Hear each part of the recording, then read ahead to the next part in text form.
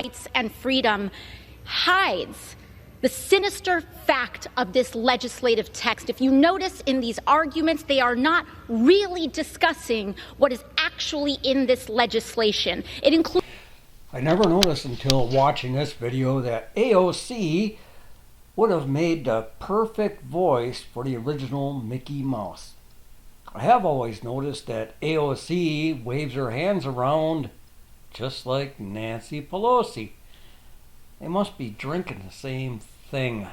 Includes two provisions that require schools to out trans, non-binary, and LGBT youth, even if it would put said youth in harm's way. One of the highest rates of youth homelessness is in the LGBT community, from parents who want to kick their children out in households that may be unstable or abusive. For so many children of abuse, school is their only safe place to be. What AOC is not telling you is that we have more government agencies and more committees and more laws than we have letters in the alphabet protecting against discrimination. One thing I noticed trying to look up some information is that the government websites on discrimination have kind of been changing over the last couple of months. It should be something we should expect to see and something we got to keep an eye on. Because we got kind of a feeling of where that is heading. But on the HUD website, they still have the, let's say, traditional list of protected classes. Who is protected? The Fair Housing Act prohibits discrimination of housing because of race, color, national origin, religion, sex, including gender identity and sexual orientation, family status, and of course, disability. Since we have all these laws, rules, regulations, and everything on the books, and each state can add to these protected classes, I don't know what AOC is talking about.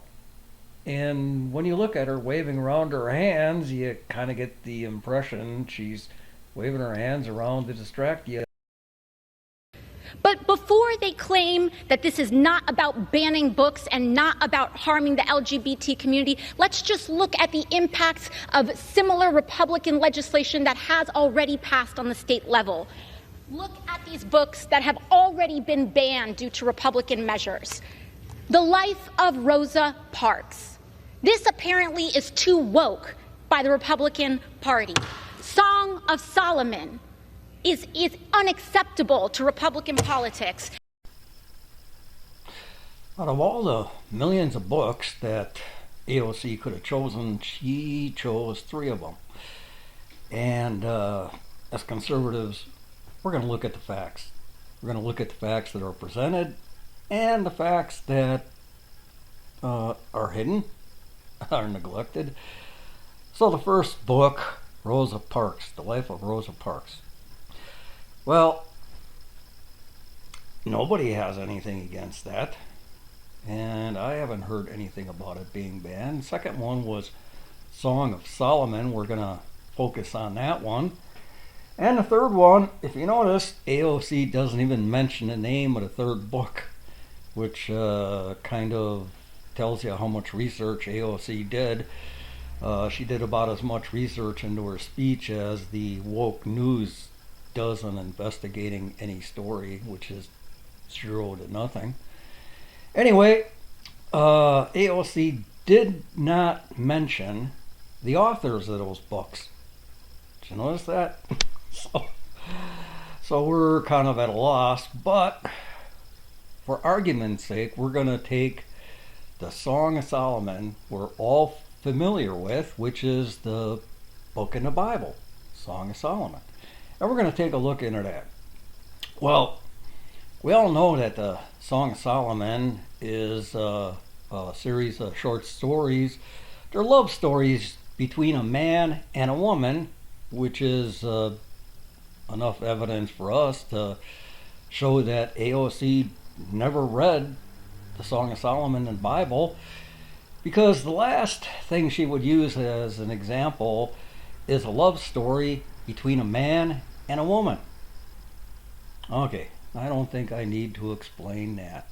But we're going to take a look at Solomon's life.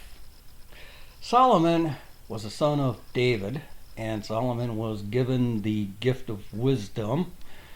And Solomon kind of squandered away that gift. He married something like 300 wives and 1,000 concubines, something like that. Anyway, numbers aren't really important. The fact is that Solomon was kind of a dog. And there hasn't been a Christian parent that tried to hide that fact about Solomon's life from their children. It's always been a good point to open up discussions and talk about Solomon and the mistakes he made, and finally in his old age he realized he made a lot of mistakes. Well, okay, we're gonna take a look at Solomon and his life, and well, let's just take a look at his kids. Bible contains stories about one of Solomon's children. When Solomon died, Rehoboam, his son, took over. Well, what's Rehoboam known for? Raising taxes. See, in a story is rather simple. Rehoboam becomes king. Well, Jeroboam comes to Rehoboam as a representative of the people and tells him he's got to lower taxes. Well, Rehoboam says he needs a couple days to think it over. So first thing he does is he talks to the elders, and the elders basically tell him, you know, if you listen to the people and you do what they say, they're going to respect and love you forever. Simple. I mean, nobody's going to disagree with that. But Rehoboam decides to talk to the younger people, which is the woke in his generation. And what do they tell him? They say, well, what you should do is raise taxes. The people tell you to lower taxes, raise them. Do everything you can to make them suffer. And in that story, when we pay attention, Rehoboam's answer to Jeroboam and the people is, I'm going to make you suffer beyond imagination. He used whips with scorpions as the example of how much he's going to make them suffer. So, what do we get from this story? Well, first of all, we got to give all the praise to God. Out of all the millions of books that AOC could have chosen, what did she pick? Song of Solomon leads us right to the story about Solomon's son that raises taxes, and he wants to dedicate his life to making the people suffer more beyond anybody's imagination. Okay, so what did AOC just do? She just exposed the plans of her and her communist friends. I didn't make this up. God used AOC to bring this up, to bring it to our attention. So what lesson are we supposed to learn from this? Well, smart Christians know that to be effective and to reach people, they're going to wait for direct orders from God. Well, right here, we've got an example in a story we can go out and share with our woke friends. And hopefully, they're going to see that God wrote this thousands of years ago. God saw all of this coming, and who else but the living God could have put a story in the Bible thousands of years ago that describes in detail the communists and their plans. And the outcome is not that good. If Rehoboam doesn't describe the woke movement and the communists that are taking over or trying to take over our country, I don't know what does. 40% of banned books have reported are significantly addressing and specifically addressing LGBT issues. At this point, we gotta stop and ask the question, how does Rosa Parks and Song of Solomon threaten the LGBTQ community? I'd like to ask AOC that question, but anyway, let's roll the rest of the tape and see what AOC has to add to her comments. To say and talk about government reach and freedom, this Republican bill is asking the government to force the outing of LGBT people before they are ready. And talking about the rights of parents in this gallery today, the National Parents Union is here saying, don't do this. I have a letter that I'd like to submit where they are asking the Republican Party to keep culture wars out of classrooms. Our children need urgent and aggressive educational solutions. The American Library Association coming out against this Republican proposal. When we talk about... Well, here we go again. Typical AOC, jumping to conclusions, exaggerating the facts, throwing in whatever comes off the top of her little head. And she's naming a couple of recruits to her little army. National Parents Union and American Library Association. Well, you notice how they always pick names that sound good, but what are they really? Well, we're going to take a look at the National Parents Union here and see what they stand for. Well, what are conservatives known for? Conservatives are known for digging deeper into the facts. AOC gave us a source, so what are we going to do? We're going to dig into our source to see just how reliable it is. When we look at the National Parents Union website, they have a little link to a story from the Human Rights Campaign. Human Rights Campaign condemns Oklahoma House for passing another anti-LGBTQ plus bill, a curriculum censorship bill.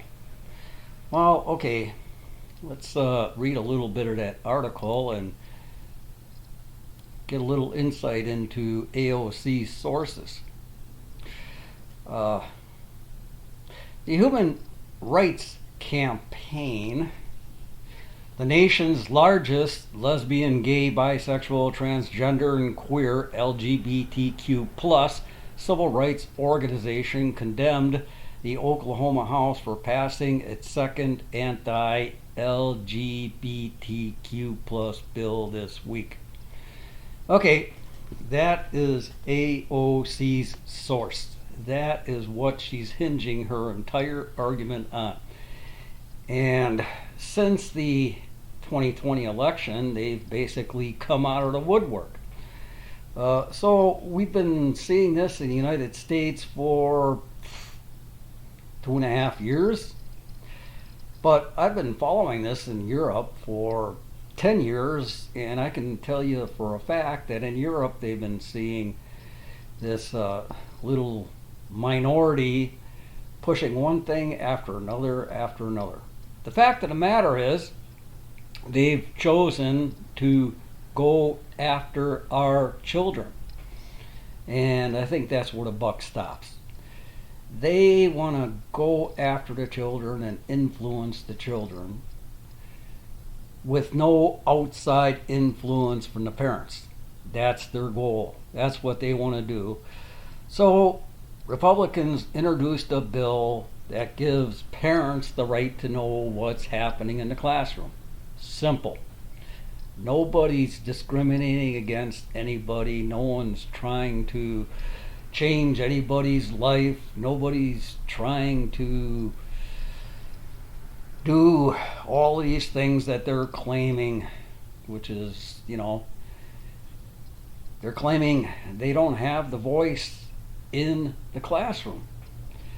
And this is actually, protecting children from kindergarten through 5th grade. Well, what are we going to do with this?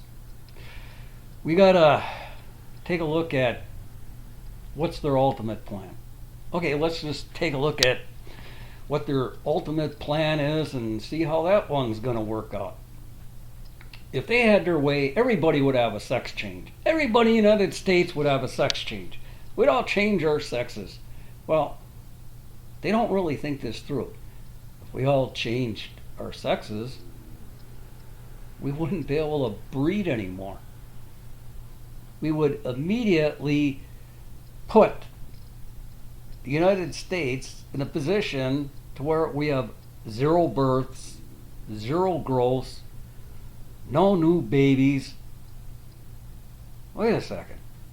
Didn't China pass a law with the One Child Act for quite a number of years? And how did that work out for them? So right now China is facing a situation where they have a ever increasing older generation, and they don't have enough children to support them. So what's the lesson in all of this? Well, number one, we have history on our side because we just look back at history, and communists had never come up with a society, the utopia that they promised. We can look back at history and see exactly how the communists acted once they seized power, and in those lessons we're going to see one historical lesson of genocide after another. We know that for a fact. The other side of the story is, God appoints kings and leaders and everything. I mean, did God appoint these communists? Did God cause all this suffering and everything? Well, God has to allow people to make their own choices. Right now, it's only enough for us to look back and use that history to try to convince the woke generation that, those promises of utopia you're getting from those communists, look, they never worked out. We got a dozen examples. What do you got?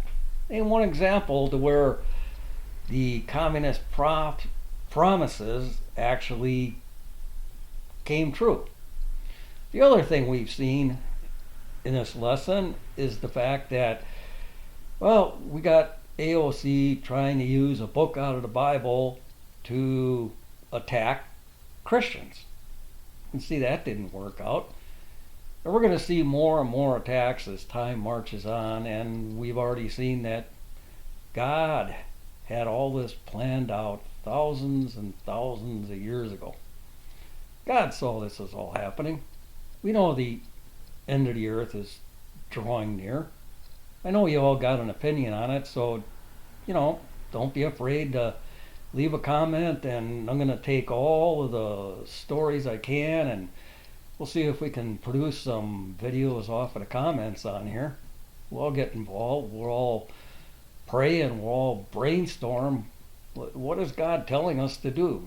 Telling us to reach out to these people that are sitting on the fence, that with poor educations, that had years of influence from the communist generation.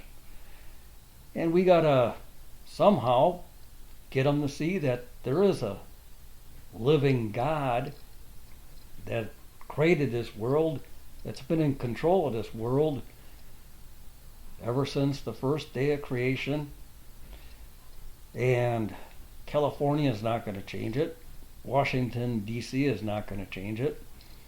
Certainly, AOC is not going to change it. And all the other communist leaders we have in the World Economic Forum, the globalists, all the other world leaders,